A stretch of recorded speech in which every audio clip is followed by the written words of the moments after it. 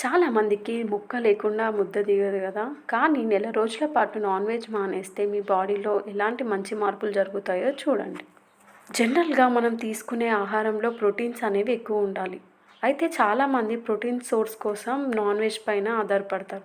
దీనివల్ల అధిక బరువు, కొలెస్ట్రాల్ కూడా వస్తాయి.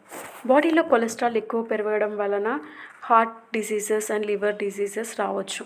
సో, నాన్ వెజ్‌కి దూరంగా ఉన్నట్టయితే లివర్‌ని, మన హార్ట్‌ని కాపాడుకోవచ్చు. చాలామంది వెయిట్ లాస్ అవ్వడానికి చాలా తంటాలైతే పడుతుంటారు. అలాంటి వారు ఈజీగా నాన్ వెజ్‌ని అయితే మానేయండి. నాన్ వెజ్‌ని మానేయడం వల్ల చాలా వరకైతే వెయిట్ లాస్ అయ్యే అవకాశం ఉంటుంది.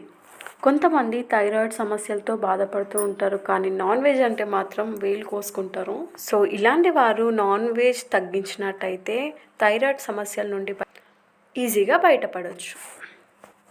అయితే నాన్ వెజ్‌ని బాగా ఆయిల్‌లో డీప్ ఫ్రై చేసి చాలా ఇష్టంగా తింటుంటారు చాలామంది. కానీ దానివల్ల అనేక రకాల వంటి క్యాన్సర్స్ అయితే వస్తుంటాయి. ఎక్కువగా ఆయిల్‌లో డీప్ ఫ్రై చేసిన నాన్ వెజ్ మానేయడం వల్ల క్యాన్సర్ నుండి రాకుండా బయటపడొచ్చు. ఏంటండి మీరు స్నానం చేయకుండానే ఉంటాం గానీ నాన్ వెజ్ తినకుండా ఉండం మాకు ఎట్లా చెప్తున్నారు అనుకోకండి.